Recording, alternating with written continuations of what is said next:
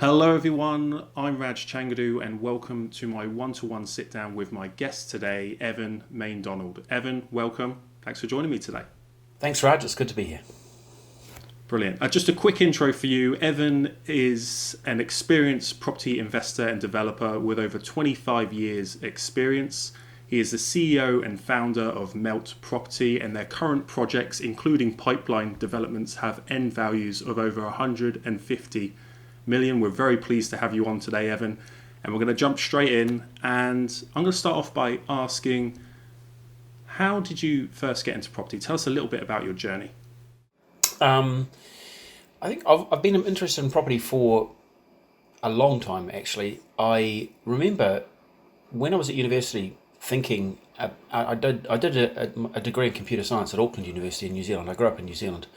And I remember standing on the pavement outside Auckland University thinking about something that we'd been talking about in, I can't remember exactly what the it was something to do. It was some sort of business related module that I was doing, and I was just thinking about leverage on property development because they were talking about. I think the guy who was teaching the class was talking about return on capital employed, and I guess I was thinking about that in the context of my parents' house that they had bought in Auckland some long time ago, and it became clear to me at that time that, and I was probably in my late teens, that actually property was a great way to leverage capital, because I'd seen my parents buy that house with a mortgage, the value of the house go up very significantly, and so they had a lot of equity in the house, and I thought actually that's a really great way to make money. You just buy things and sit on them.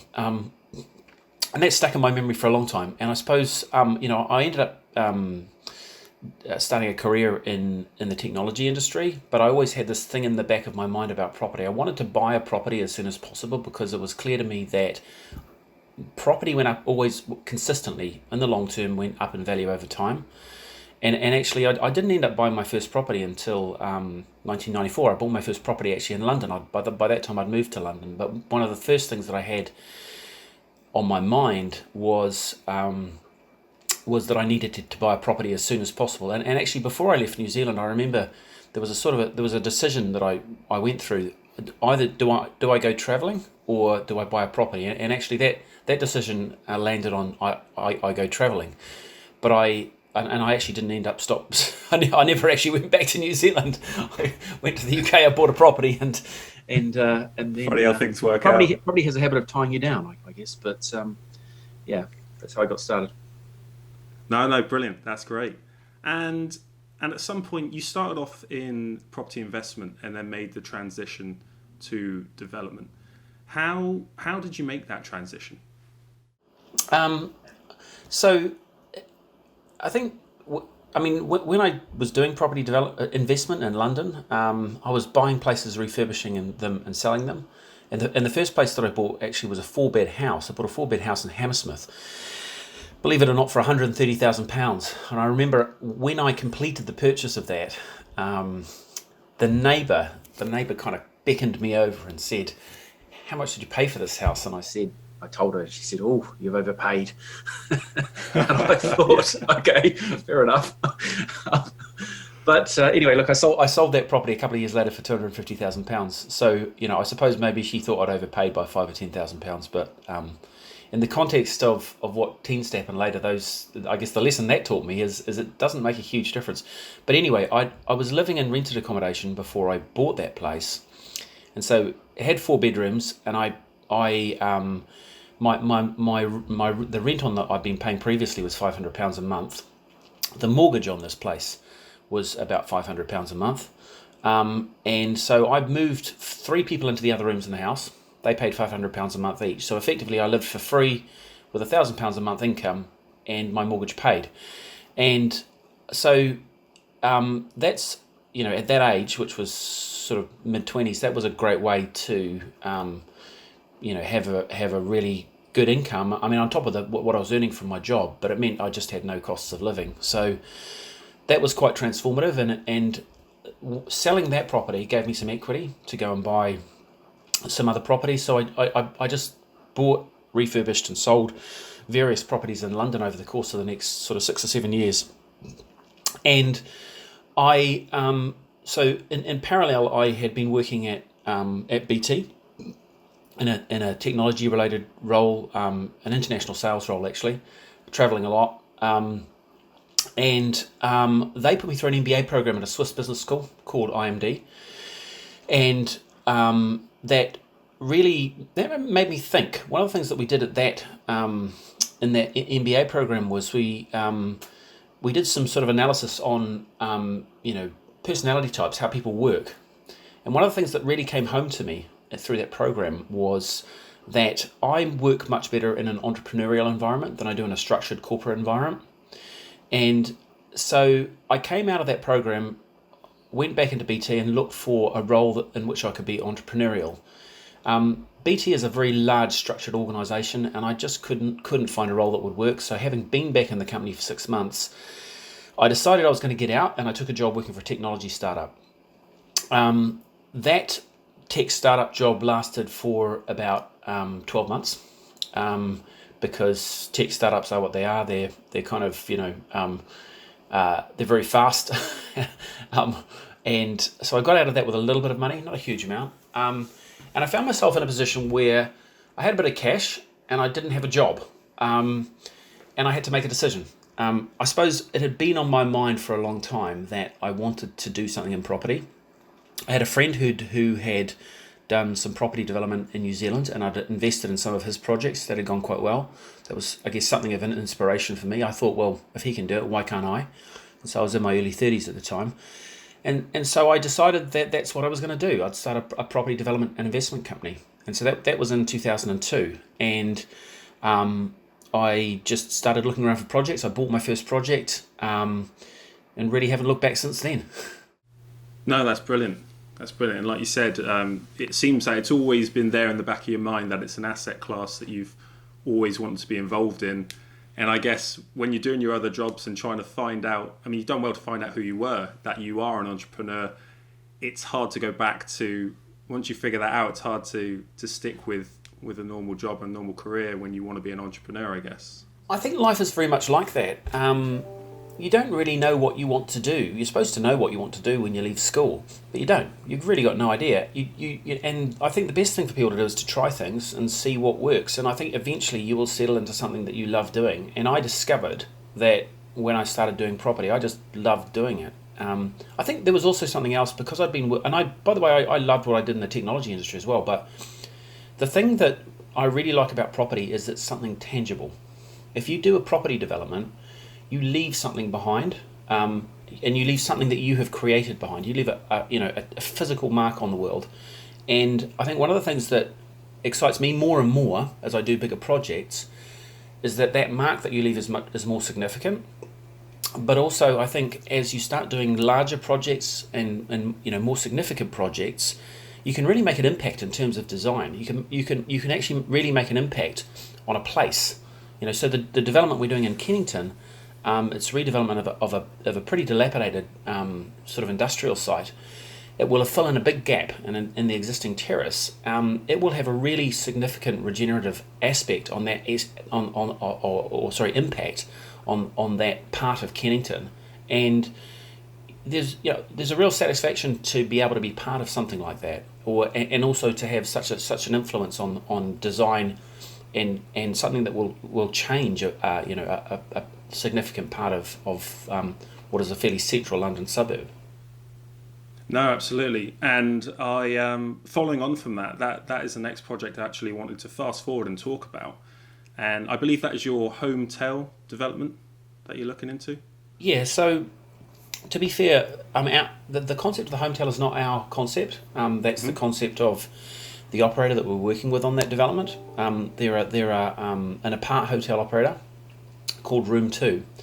And so we are doing the development, or I guess the stage that we're at is we're fairly advanced in planning, but we're in the process of putting a planning application in which will include a 145 bed Aparthotels, and Room 2 will be the operator for that. So the Aparthotels concept is fairly straightforward. It's like, effectively, I guess the way that I'd like to describe it is it's serviced accommodation at scale. Mm-hmm. And so you have larger rooms. They have a kitchen area. You have with room to a very vibrant communal area, and their concept really is all about making the apart hotel or where that you're staying in feel like a home away from home. So that's why they call it the Hometel. They allow people to bring pets in.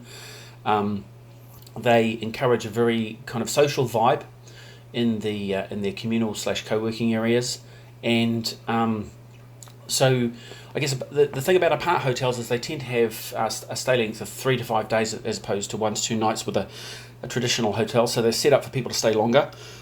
And what's been really interesting is that throughout the even the current lockdown, Room 2 have managed to retain very strong occupancy rates compared to traditional hotel operators. In fact, many hotel operators are now closed or have closed most of their hotels just because there isn't demand.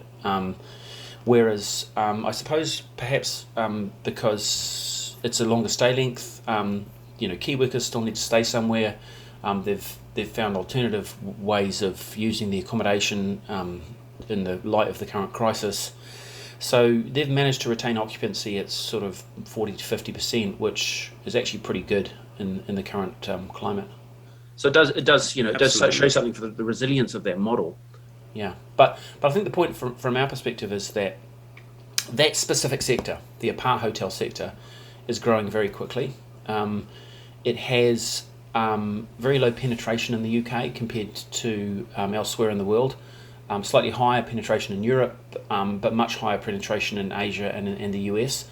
And so it's a growing market. And so for a developer to be developing and with a focus on a market that's growing really quickly, where there's a requirement for lots of new premises, that means there's an opportunity. If you can pick up the right sites, you've got an operator that will take them, and you can use that to create a flow of funding to fund those developments.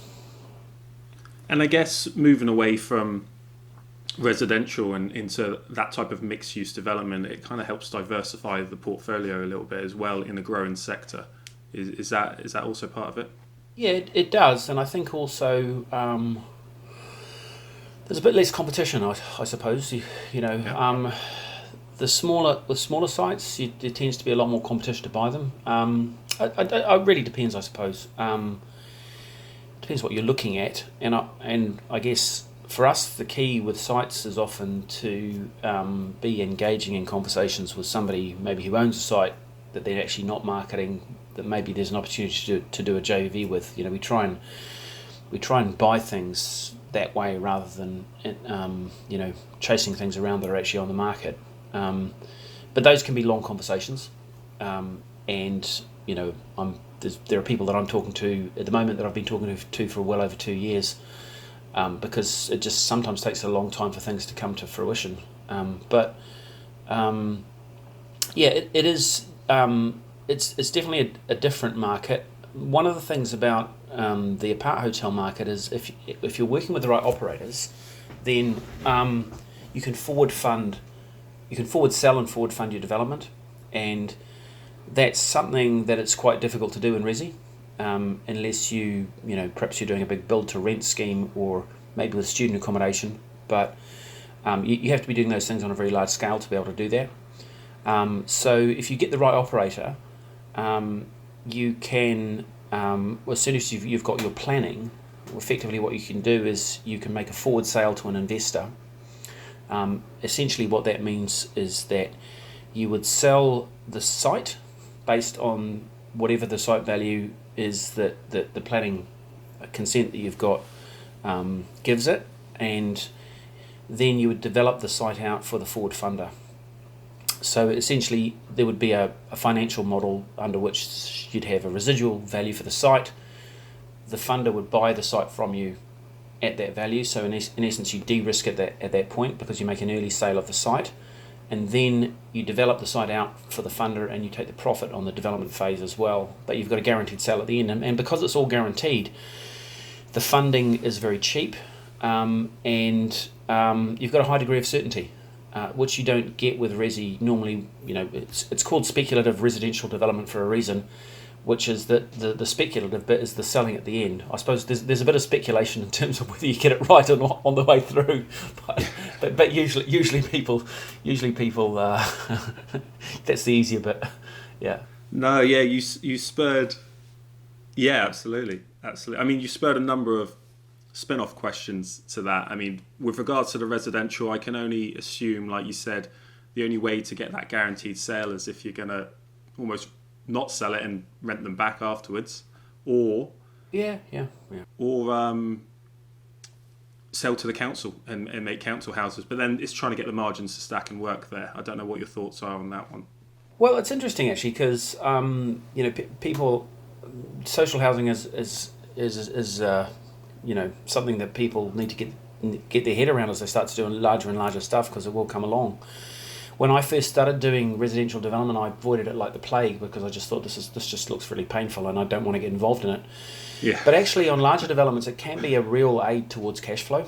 And so if you've got a 100-unit development and you've got 40% social housing, you can take that 40%. Okay, it's not 40% by value because those properties are discounted. If you can do a deal with a registered social landlord and make an early sale, and that can assist towards your cash flow on the development. So, and sometimes those RSLs will actually forward fund the development of the social housing. And actually, interestingly, they're more interested in large tranches of houses than small tranches of houses. So if you've got 5, you'll probably struggle to find anyone who wants them because they're just not interested. You've got 40 or 50, you're in a different game. And so I think there is an opportunity for developers where on sites that have a large proportion of social housing to actually enhance their cash flow by doing the right deal with an RSL. So it isn't something necessarily you should be afraid of. I think it's a question of seeing where the opportunity is in those sorts of sites. Yeah. Mm-hmm. And going back to your mixed use development, like you said, you get the planning and then you get that guaranteed sale, and then you can also have another bite of the cherry and do the development for the hotel operator as well. And doing actually to be precise, you would be doing the development for the investor, if that makes sense. Okay. Yes. Yeah. The operator takes it at the end, but effectively what the investor is buying are the income streams from that operator.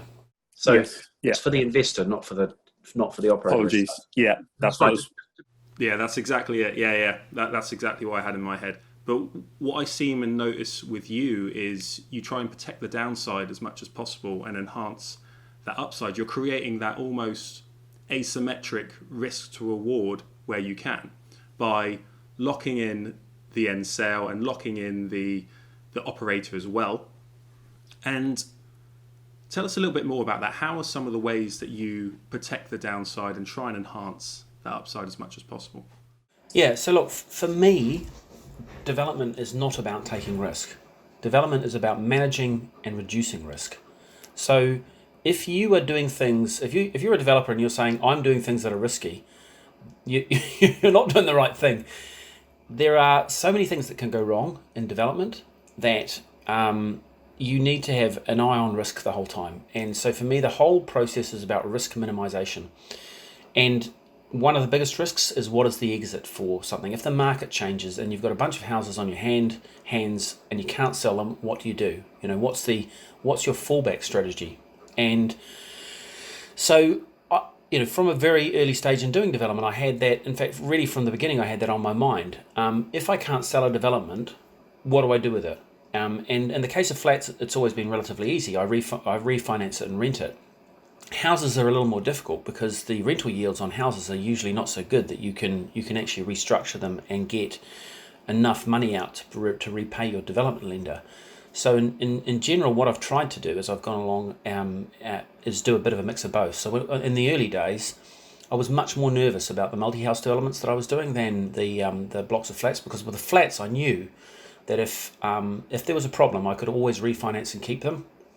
And it's interesting because when the global financial crisis hit, I was just completing a development of it was 3 houses and 7 flats, and that's exactly what I did. I restructured that onto investment finance which was pretty difficult to get actually at that time, but I managed. It would have been impossible if that was a development of houses, and I actually still own those flats. I had intended to sell them, but I think that attitude to risk has very much carried through into what I'm doing today, and in fact, if anything, I'm more risk averse than I ever have been. I think when I started doing property development, I had a lot less to lose. And I did have some things. I had some existing properties, and I had I had some money. But I guess I sort of felt like most of the direction was up, and there wasn't a lot of downside in it for me. As you go along, you accumulate more things, and so you have more to lose. And I think also as you get older, perhaps your attitude to risk changes a little bit. But yeah, I do a lot of work up front to ensure that we firstly capture any potential downsides on any of the developments we do. So we're doing a 19-unit development in Gloucester at the moment. And I remember before we exchanged contracts on that site, we did a couple of quite expensive surveys. We did a geotechnical survey and we did an archaeological survey, which cost us about 20 grand. And if we hadn't bought the site, then that would have been money that we had spent for nothing. But I would much rather know, much rather have certainty about those things, because they related to potential archaeology in the ground. I mean, if the cost of having found, say, a Roman villa under that site would have been pretty significant, and we wouldn't want to have found that out after we'd bought it. Or, if we had really expensive foundations because the ground conditions weren't good, again, that could have been very expensive for us. So we knew we had to de-risk those two particular aspects. And I'd much rather lose that money and not buy the site than buy the site and end up having a development that we made a loss on because we had these costs that we that we hadn't allowed for or couldn't cover. So I think we definitely take a very disciplined attitude to de-risking stuff. We make sure that the downside is as little as possible. In fact, ideally there shouldn't be a downside at all. Ideally there should be a small upside at the very worst case, or a reasonable upside at the very worst case. But what we look for is we look for sites that have a significant potential upside. So if you find yourself in a situation, if you look at it from a sort of and I'm not a gambler by the way, but if you look at it from a gambler's point of view, if you've got a bet that says, okay, I put some money into this, and my worst case is I get a 10 or 20% return, but my best case is I get 100% return. Well, it's a no-brainer. And so what we look for situations that we can create in that way, where we can find, okay, if everything goes wrong and we can't do what we envisage, there's still a decent return to be made. We protect our capital. But if things go the way that we expect, there's a really significant upside. And if you can find those sorts of development opportunities, they're worth waiting for, because you can be patient and wait, and you should be patient and wait for them, because they don't come along all the time, and but they are out there, and they require a lot of time and effort and study and actually creativity to unearth the potential that's often lurking within sites that people don't see. So I would say that now we spend a lot more time looking at stuff that we don't actually end up doing, but the ones that we jump on, they tend to be really good. And that is just a question of doing risk and scenario analysis, and we tend to have multiple fallbacks on each site. So on a Kennington site, we did something like 6 different scenarios before we bought it, and they were all different possible outcomes. There was a best case, there was an expected case, there was a kind of a minimum case, and then there was an absolute worst case, a base case, and the base case had to wash its face. Otherwise, we wouldn't have gone forward. Yeah. Whilst we're at it, like you mentioned earlier, the current pandemic situation, what are some of the pivots you might be making, or you think developers should be considering during this time as a way to factor in multiple exits or protect the downside, as we just discussed? Yeah, it's an interesting one, because the one thing I wouldn't want to be doing at the moment is actually having a completed development with properties to sell. I mean, luckily we don't, and you can't forecast these things. But if you've got properties to sell, towards the end of the year, you're probably okay. I think for me at the moment, it's more a question of where opportunities lie, and I think now is a good time to be doing deals, and I don't necessarily mean deals where you're spending your own money. Vendors who have sites are probably finding it quite difficult to sell them at the moment. It does depend, though. There are mixed. I'm getting mixed feedback about that. Some developers are taking a longer term view and saying, actually, if there's a site that's going to be developed in 2 years' time, or the time horizon for the development is that long, then we're going to pursue it anyway if it's a good opportunity.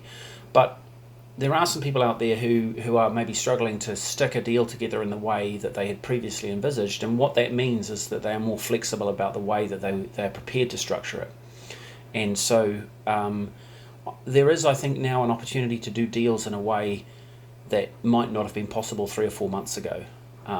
So people who need to do something, particularly in the short term, are going to be more flexible. So I think purchase options or lease options, so where somebody would like to sell a property but can't because they can't even get people in to view it, or where it's difficult to do viewings, people have got to do virtual viewings, where maybe somebody, and I've seen a few of these kicking around, where somebody is put something on the market for rental, but would actually prefer to sell it.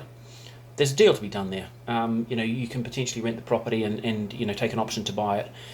And if the market moves up, then you've built a bit of equity in for yourself. So, I'm sort of skipping between larger development deals and smaller sort of flips. And I don't really do kind of small flips anymore, but I do keep a bit of an eye on what's happening in the market, because I think keeping your finger on the pulse of the market in that way is interesting. And also some of the people who are part of my team also do their own deals. So I do look at bits and pieces that other people are doing and just sort of provide input to those.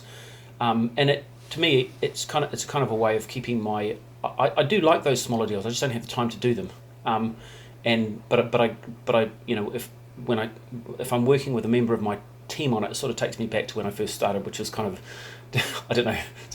It was a bit of a throwback, but I quite like it. Yeah. Well, like you said, it was your passion from the start. So. Exactly, and I don't do this anymore, but I do remember quite a few instances of knocking a hole in the wall with a sledgehammer to find a fireplace or something like that. That's quite fun, and I almost wish that I was doing a bit of those, but no, I spend most of my time in an office these days. Yeah, some people miss being back in the trenches. I do. I do. There's nothing like knocking a hole in the wall with a sledgehammer, is there? No, I completely see where you're coming from that point of view. And whilst we're talking about this situation, I mean, how do you see it? How do you think it differs for 2008? Because you were in 2008, you've been through that. It's obviously a very different scenario, but were there some things that 2008 taught you that geared you up for certain situations like today? Definitely. The big difference for me between the global financial crisis and what we're in now is that was a liquidity crisis, and this is not a liquidity crisis. There's a huge amount of liquidity out there. People are more nervous. That's true and they are somewhat sitting on their money. Some are, some aren't. Some are seeing this as an opportunity and going out there and putting money into things. What happened in the global financial crisis is that because the global financial system collapsed, nobody had any money. And so at that point, cash was king. And so if you had cash and somebody else needed to do a deal, and because it extended for quite a few years, people were in a position where they had stuff that they had to turn over. Some people were able to buy stuff very, very cheaply. I don't think that's going to happen because in this crisis, I mean, it's not really a financial crisis. It's perhaps an economic crisis, but there's more than enough money in the finance system for the thing to work, and the liquidity measures that have been announced, all around the world by governments are pumping in enormous amounts of money into the economy and also into companies to keep them afloat. So that that money is going to go somewhere. I think more than anything else, what COVID-19 will do is will transform the way that we live and work. It has forced us all to become home workers. It has forced companies to work out how they can enable their employees to do home working, and a lot of those people are not going to go back to working in offices. I mean, it's forced people to buy online. It's accelerated the trend of the which was already in play, of the high street having moved to online retail. You know, that online retail was already in the process of being decimated. The high street was already in the process of being decimated by online retail. It's simply accelerated that process. A lot of those shops that have closed won't reopen, and I think where we were going with that was that shops were going to end up as a sort of a small showroom with the predominant with sales with retail sales predominantly being online. I mean, we had, last year I think online sales was something like 20% of retail sales, and that had grown, that had doubled I think in something like 5 years, and forecast to be 50% by 2030. I think we might get there by a lot sooner. I mean, during this current crisis, I would have thought that 80 to 90% of retail sales would be online. Once people get used to doing it, once they get into the habit, they're not going to go back because it is more convenient. So it will have, I think, a transformative effect on the high street, and planning policies will have to work very hard to keep up. I think it'll have a transformative effect on offices. A lot of those large central offices will shrink significantly because the companies will realise they don't need the space, and they will have already transformed to a situation where people are working from home. When they realise that people can be productive working from home, then and actually it costs them less money than paying for an office, why would they go back? So it's going to have a transformative impact on the way that we do business, and I think that will be lasting. As for the impact on the property market, I think it will be driven more by those trends than anything else. And I think the way that I see things is that there's an opportunity to do deals in a different way and in more flexible ways than there might have been previously. And if you can get things under your belt that are longer term, maybe where the exit is into next year or beyond, then you've got an opportunity to build yourself a strong pipeline and come out of this in a really good place, and that's essentially what we're looking to do. Mm-hmm. Yeah, I completely agree with that thought process. And going back to the high street just quickly, I completely agree. This could be the nail in the coffin for some retailers from that perspective. It will change the environment, but do you have any thoughts on what you think that environment might look like, or where it could be going? Are we that coffee society now that... Well, it's interesting. Look, so if you end up in a situation where large format retail doesn't exist in its current state, and that was already underway. Debenhams sold, this was before the pandemic, Debenhams sold their store in central Guildford. That's a 200,000 square foot store, because essentially it is no longer viable. That will be redeveloped, and that will have a transformative effect on Guildford town centre. So the question is, what is appropriate to replace it? And one of the problems that we have in this respect is that planning policies are backwards looking. So they're all about how do we retain retail, and that's not the right question. If you ask me, that's not the right question. The question is, looking forward, in 5 years' time or 10 years' time, by the time a development like that will have come to market, what will the demand profile look like? How will people actually want to shop, and what is the best use of that space? And I think planners often tend to be driven by a degree of political populism, which is really about how can we save what we've got. There's something within people. I've forgotten the name of it, but essentially we place a lot more value on, this is a psychological term I've forgotten the name of, but we place a lot more value on things that we have than things that we could have. So, if it's shown that if people are often... It's like a sunk cost bias. I think that's sunk cost bias, something like that. Yeah. But essentially, that tendency does extend towards, towards this development. People prefer what's there to remain, even if something better is put in place. So it really has to be significantly better to persuade people that it's worth it. But I think also in an environment where there's some uncertainty about what's coming, people tend to just want to hold on to what they've got. But online retail is not going to wait for that. The transformation of our economy to the internet is not going to wait for that. It's actually the rate of change is going to continue to accelerate, and that was a trend that was already obvious before coronavirus hit. For me, I think what we need to do is bring people back into town centres, and I think there's a not only is it the case that I think planning policies from a commercial perspective don't really reflect the reality of what is happening in the economy, but I think also from a residential perspective. So, we have two classes. We have hotel and we have residential. So we've got C1 and C3. But if you look in the marketplace, we have hotels, which are 1 to 2 nights. We've got apart hotels, which are 3 to 5 nights. We've got co-living, which is kind of a living as a service, but it's longer term. It's kind of like a combination between hotel and a rental space, and might contain services with it. You've got your rental accommodation, which is generally longer term than that, but maybe most people are, well, not most people, but a lot of people would prefer to own their own home. And then you've got home ownership, and you've got student accommodation sitting in there somewhere as well. So my point is that those are all different. Essentially what's driving that is stay length and security of tenure. Do you own the thing or do you not own the thing, and how long do you want to stay for? The planning system doesn't really reflect that at all. From the planning system's point of view, an apart hotel is the same as a hotel. Well, actually, it isn't.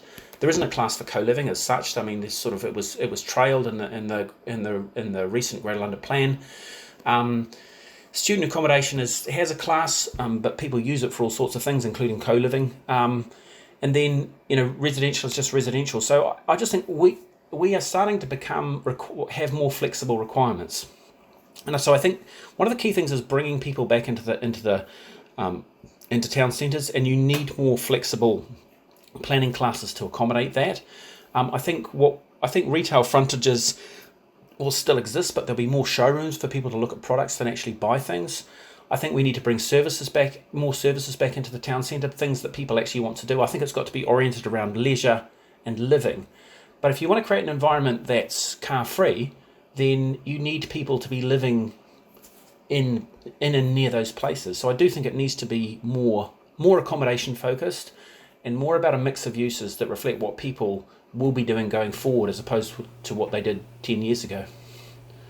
No, I think you're absolutely right, and I want to touch back on the fact that you said, it does look at the past more than the future. You have to fit it within the existing user classes, and things are evolving quite quickly, that there are no user classes for some of the things that we are creating right now. No, exactly. I think the use classes system is just too inflexible, and I think the planning system itself is too inflexible. And by the way, that is not the fault of local authorities. That's the fault of the government. The government sets the planning system. The local authorities just implement it, and some of them are okay. They have local plans, but they have to work within the framework that local government sets. That the central government sets. And so I think a lot of local planning authorities are as frustrated with the system as the rest of us. And I think there had been moves for a wholesale change of the planning system in the UK to actually make it a bit more flexible. It's interesting because in places like New Zealand, for example, or Singapore, you have zoning systems, and essentially rather than having So you can make an application, but in general, what you can do is much less constrained. So within a particular zone, you're allowed to build. There are a set of rules, and if you build within those rules, then effectively you have the equivalent of permitted development. I do think that a system like that, it could work better in the UK. We have our own unique constraints, but if it can work somewhere like Singapore, where it's very densely populated, then you can see that it would be possible to work in the UK. Having done a bit of stuff in New Zealand, I have a little bit of insight into how that system works. It is quite different, and it is a lot more flexible. And I think there's a relationship between flexibility and the number of houses that get built. And if you're in a situation where you've got a housing crisis, as we do in the UK, the only way to solve that is for the planning system to be loosened up. There is no other way to solve it. It isn't about encouraging developers to build more houses. They want to. It's the planning system that holds it up.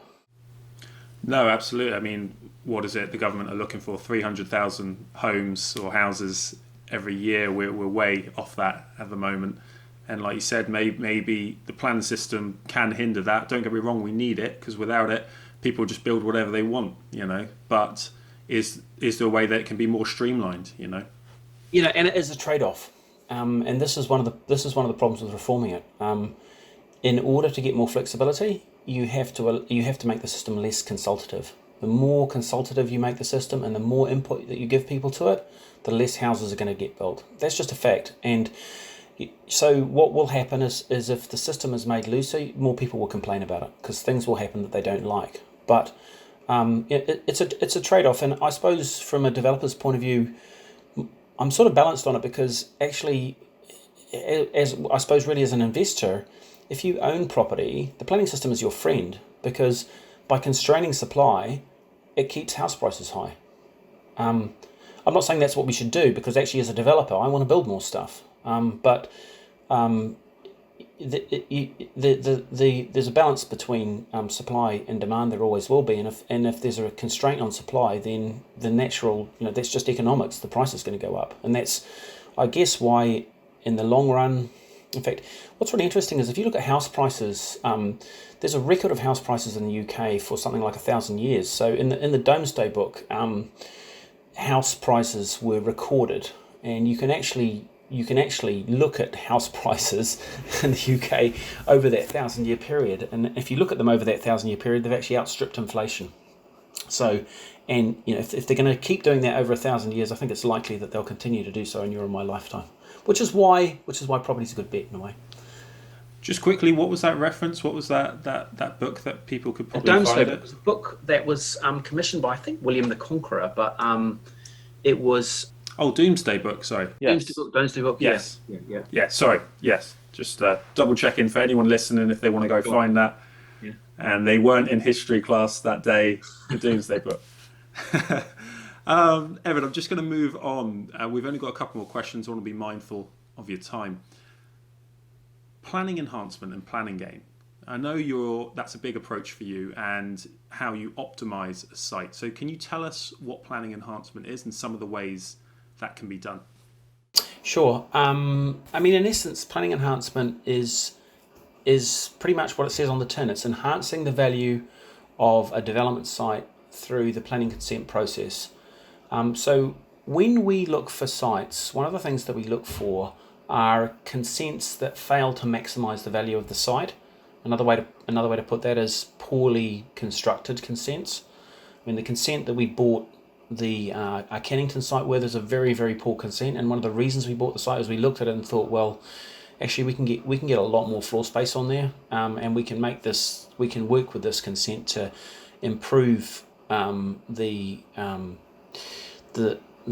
space on site so as to make it much more efficient, and that delivers value. So I'll give you a couple of examples because I think examples are the best way to bring these things to life.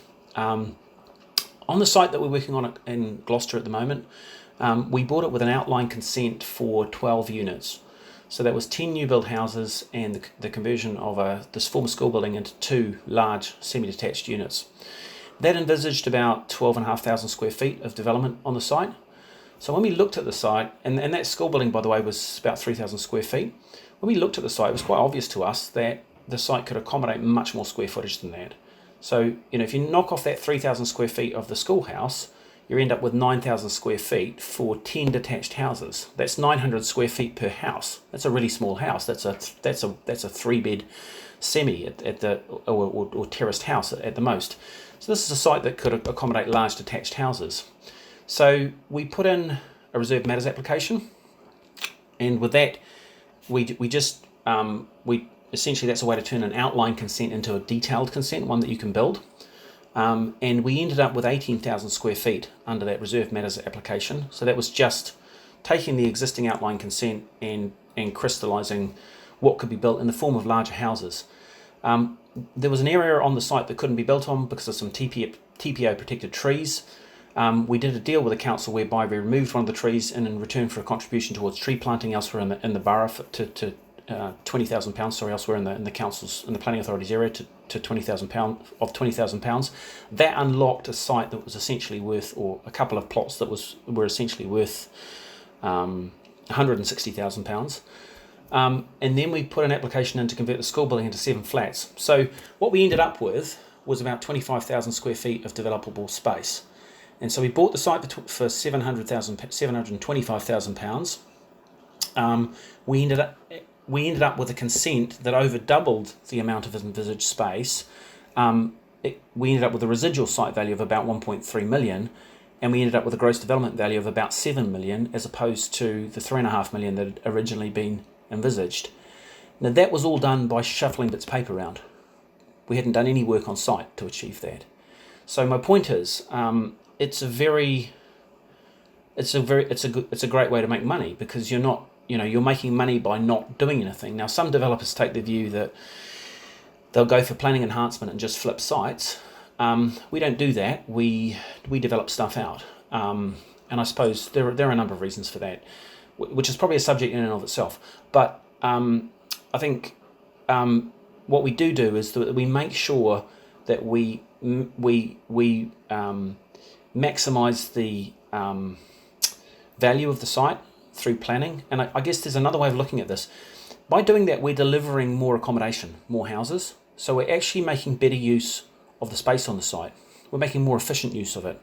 And my view is that it's irresponsible not to do that in an environment where housing is constrained, and you should deliver as much as you can from each individual site. And so, in a very similar way, we that's essentially what we're doing with our Kennington project. Because the existing planning consent was so inefficient, I think it envisaged about 50,000 square feet of space. We can fit additional floors in, we can put basement levels in, we can put more massing there. We will end up with a consent that's got about 100,000 square feet of space, if not more. But that will deliver something that's more valuable to the local community. The thing, though, that's really interesting from a developer's point of view, we go back to the conversation that we had about risk earlier. It links back into that. If you can build more margin into your developments, that's more margin for error. It's more margin for things to go wrong. If there is something that comes up that you hadn't foreseen, you've got more margin to take care of that. And so you can actually also de-risk your developments by enhancing the value of them before you start. So it's the responsible thing to do, actually, from a use of resources point of view, but also from the point of view of financial risk. It's the responsible thing to do. No, I think that's absolutely spot on, really, what you said there. From a responsibility to, London's got so few opportunities to house so many people, and what you're doing is just optimizing the site as you've discussed. And like you said, you're de-risking by creating that bigger margin in there from a development point of view as well. But it's also environmentally sustainable. The more efficiently you can develop a site, the more environmentally sustainable that is. And that whole sustainability thing has become a big focus for us. Again, another subject in and of itself, but one of the things we're really starting to focus on hard is building in sustainability and environmentally friendly, carbon neutral, even energy neutral developments. And that can actually pay for itself. And for me, that's really exciting. No, brilliant.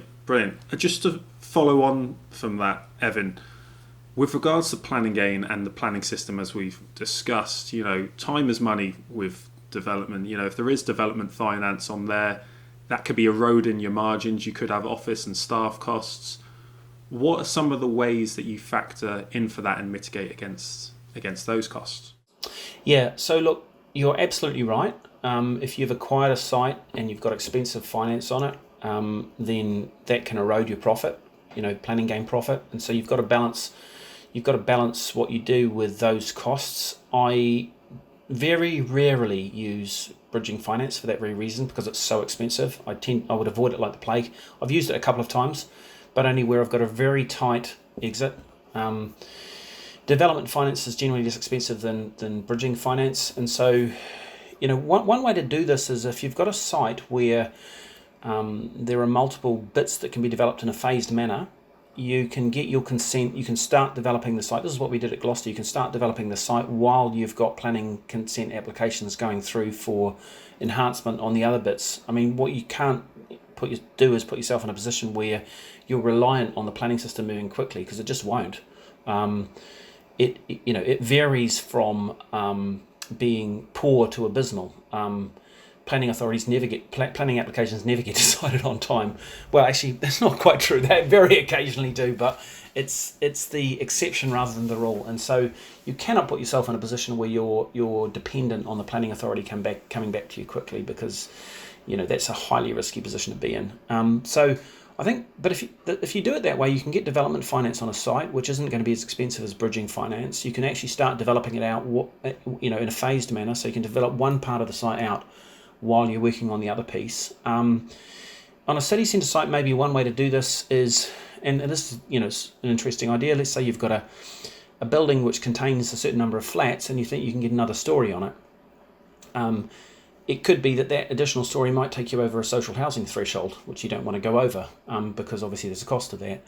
So one way to deal with that could be to build an existing building so that you've got the structure to put something on top of it, finish the development, get it occupied. Let's say you're going to refinance and keep it, and then wait for a couple of years and make an application to build another story on top of it. If the structure supports it, all you've got to do is tack it on. So that's one way of building planning and enhancement in without having to wait around. Another way to do it is if you've got, say, a multi-house site, keep an area which is, just keep an area undeveloped, keep an area relatively open. You can develop the rest of the site around it, and then you can make an application on that piece of land. So there are ways to do it, and it does vary on a site-by-site basis, because each site is different. I think you have to analyse each site and just try and see where the opportunities lie in that particular site.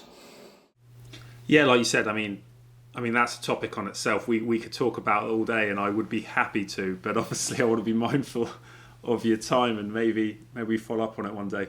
Sure. Look, but I think one of the things about planning enhancement is that it is an art rather than a science.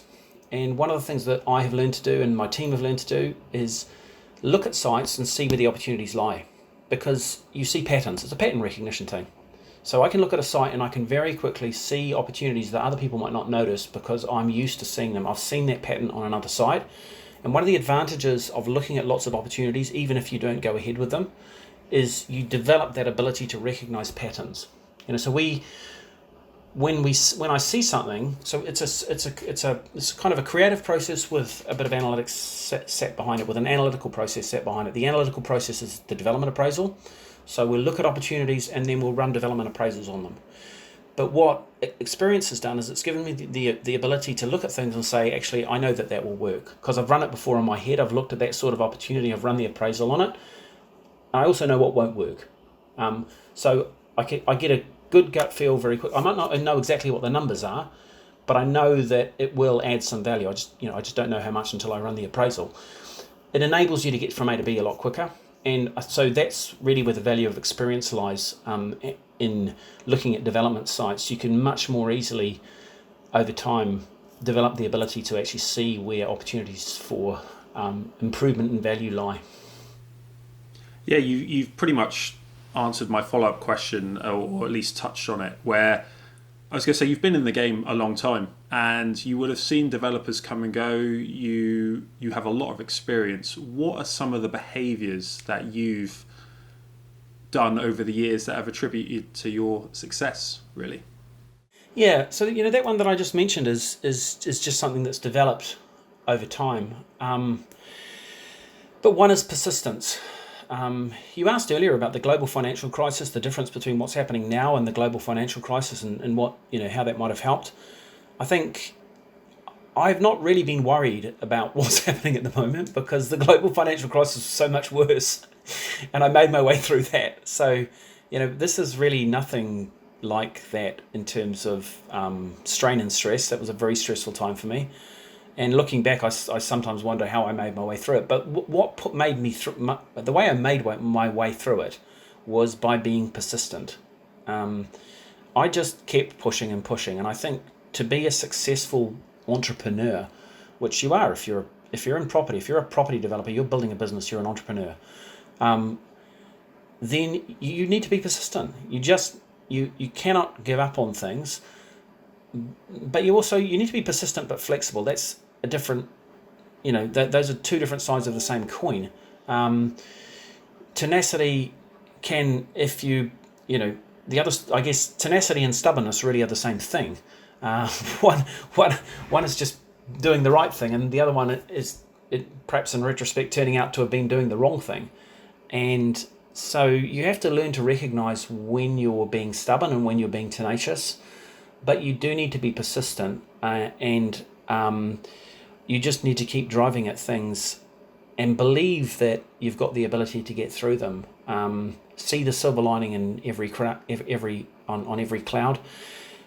And actually, I think one of the things that I've developed and I've become better and better at is looking at things that maybe on the first instance feel as if they're negative things, and working out where the opportunity lies within them. Things, you can't control what's going to happen, so there's no point in trying. But what you can do is you can control how you react to those things.